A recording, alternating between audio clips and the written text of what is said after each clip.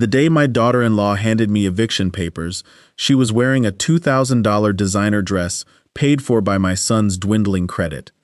She slapped the manila folder onto the patio table right in front of her country club friends. Her lips curled into a smirk that said she had finally won. She thought she was throwing a broke, grieving old man out onto the street.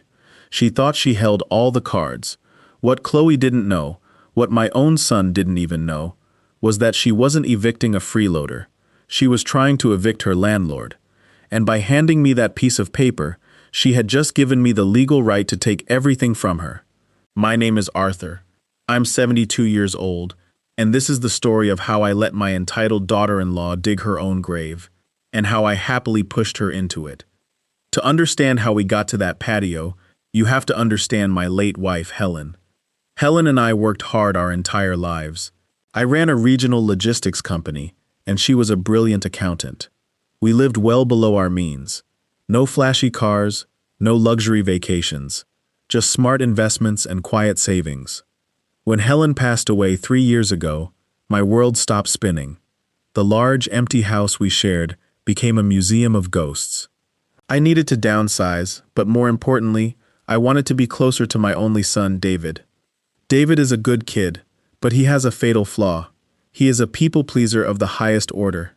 That flaw led him straight into the arms of Chloe. Chloe came from new money that dried up long before she met my son, but she kept the attitude and the expensive tastes. When David told me they were looking to buy a house in an upscale neighborhood but couldn't get approved for the mortgage they wanted, an idea formed. I wanted to help them, but I knew if Chloe thought it was my money, she would treat it as an open checkbook. So, I had my attorney set up a blind trust. The trust purchased a beautiful, sprawling estate with a detached guest house. The management company then leased the main house to David and Chloe at a fraction of the market rate, telling them the anonymous owner was an overseas investor who just wanted the property occupied. As part of the deal, I approached David and asked if I could rent the guest house. He agreed immediately.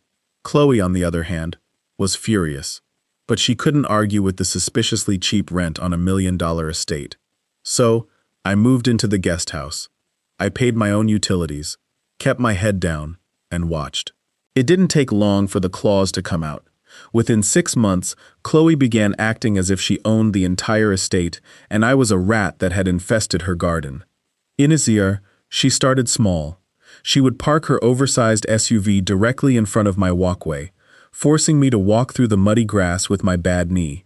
If I was sitting on the shared patio reading a book, she would come out, blast pop music on her wireless speaker, and loudly complain on the phone to her friends about the elderly burden ruining her aesthetic. I never raised my voice. I never complained to David. I simply watched. Things escalated when she started demanding access to my guest house. One afternoon, I came home from a doctor's appointment to find her inside my living room, measuring the windows. When I asked her what she was doing, she didn't even look at me. "I'm turning this place into a Pilates studio," she said, her voice dripping with condescension.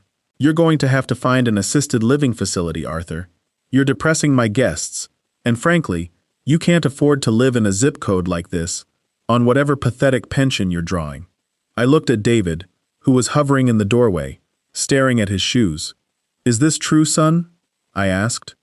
David mumbled something about how it was Chloe's dream and how they were exploring options. He wouldn't meet my eyes. My own son, the boy I had taught to ride a bike and tie his shoes, was letting this woman toss me out like expired milk. I felt a sharp pain in my chest, not from a heart attack, but from heartbreak. But as I looked at Chloe's smug, triumphant face, the heartbreak hardened into something cold and sharp.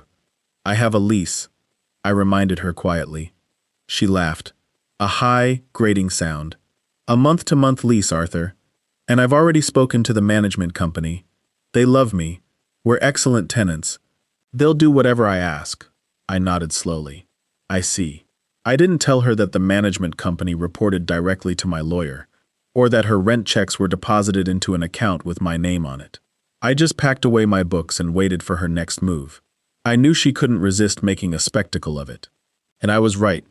Would you like to move directly into drafting Chapter 3, the dinner party humiliation, and Chapter 4, the landlord's checkmate, Or should we adjust the pacing and tone of these opening chapters first? Here is the second half of the script, completing Arthur's story. To keep audience retention high during the crucial final minutes, Chapter 3 maximizes the emotional friction, ensuring viewers stay for the payoff. Chapter 4 then delivers the structural twist quickly and methodically, avoiding a drawn-out resolution that might cause viewers to click away before the video ends. The breaking point arrived 2 weeks later.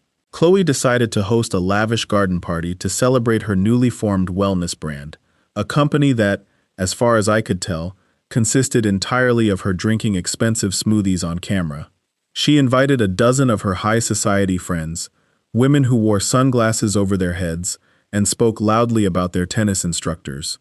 I had planned to stay out of the way, reading in my small kitchen, but the noise was deafening. Eventually, I stepped out onto the shared patio to ask if they could lower the outdoor speakers just a fraction. The moment I stepped outside, the music abruptly cut off. 12 pairs of manicured eyes turned to stare at me. Chloe stood at the head of the long dining table, holding a crystal champagne flute. She smiled, but it was the kind of smile a predator gives right before it strikes. "Arthur," she called out, her voice projecting perfectly across the manicured lawn. "Perfect timing.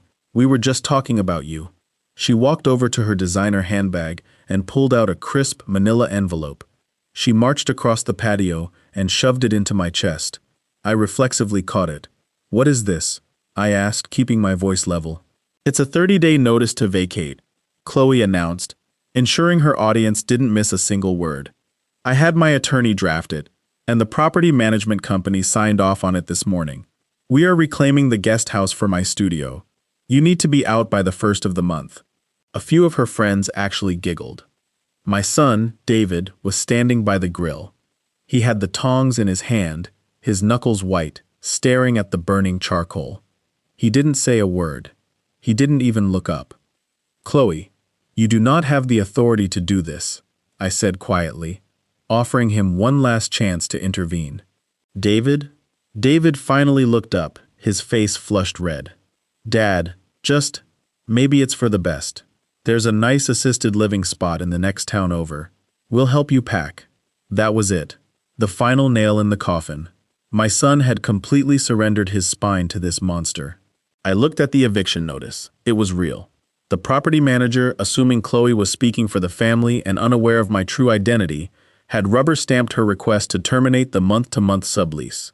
I looked back at Chloe. She was glowing with triumph. "Don't worry, Arthur," she sneered. "We'll let you keep the microwave." I didn't yell. I didn't cause a scene. I simply folded the envelope, tapped it against my hand, and smiled. A genuine, warm smile. "Thank you, Chloe," I said. "You have no idea how much easier you just made this for me." I turned and walked back into the guest house, leaving her looking confused in front of her friends. At 8 a.m. the following Monday, the doorbell of the main house rang.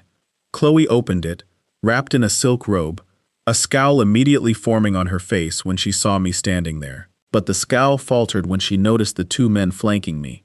On my left was Mr. Sterling, my attorney.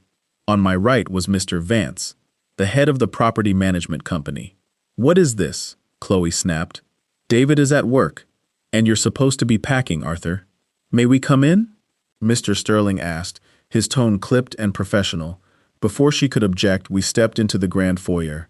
"Mr. Vance," Chloe said, crossing her arms, "I thought we had an understanding regarding the guest house." "We did, Mrs. Miller," Mr. Vance replied, shifting uncomfortably. "But the circumstances of the lease have changed, dramatically." Mr. Sterling opened his briefcase and pulled out a stack of documents significantly thicker than the one Chloe had handed me. "Mrs. Miller," my attorney began, "you and your husband currently lease this estate for $3,000 a month. Are you aware that the actual market rate for a property of this size in this zip code is closer to $12,000 a month?" Chloe scoffed. "The owner is an overseas investor. He cut us a deal because we're excellent tenants." "Not quite," Mr. Sterling corrected. "The owner authorized a subsidized rent reduction contingent upon one specific clause in your lease agreement, a clause stating that the guest house must remain occupied by one Arthur Miller, unbothered and unharassed." Chloe's face went completely blank. Her eyes darted from the lawyer to the property manager, and finally, to me. By issuing an eviction notice to Arthur, Mr. Sterling continued seamlessly, you have breached the primary condition of your subsidized lease. Therefore, the subsidy is immediately revoked, retroactively applied for the past 24 months of your tenancy. Retroactive? Chloe gasped, her voice trembling. That's over $200,000. You can't do that. I demand to speak to the owner. I took a step forward. The foyer was dead silent. I looked at the woman who had spent 2 years treating me like dirt on her shoe. You are speaking to him, Chloe, I said. The color drained from her face so fast I thought she might faint. What? I own the blind trust, I stated, my voice echoing in the large, empty entryway. I bought this house. I subsidized your rent. I sat in that guest house and let you insult me, belittle me, and try to throw me onto the street. And I let you do it because I needed to see exactly who you were and exactly what kind of man my son had become. I reached into Mr. Sterling's hands, took the top document, and handed it to her. It was a mirror image of the moment on the patio, only this time, there was no audience. This is a 3-day notice to quit, I told her. You are in breach of contract. You have 72 hours to vacate my property. If you take so much as a light bulb that you didn't pay for, I will have you arrested for theft, and Mr. Sterling will be in touch regarding the $216,000 you owe me in back rent. When David found out, he broke down crying in my lawyer's office, begging for forgiveness. I told him I would always love him, but I could no longer protect him from the consequences of his own choices. I forgave the back rent. I didn't actually need the money, I just needed the leverage, but I didn't budge on the eviction. They had to move into a cramped, 2-bedroom apartment on the bad side of town. Chloe's wellness brand collapsed without the aesthetic of my $1 million estate to prop it up. Last I heard, she was working the reception desk at a local gym. As for me, I dissolved the trust, put the house in my name, and moved out of the guest house and into the master suite. It's quiet here now, just the way Helen and I always liked it. If you ever find yourself treating someone poorly just because you think they have no power, remember this story. You never know who is quietly holding the keys to your castle. If you enjoyed this story of justified revenge, hit that like button and subscribe for more. Share your thoughts in the comments below. Did David deserve to be evicted alongside Chloe, or should I have given my son a second chance? Let me know, and I'll see you in the next one.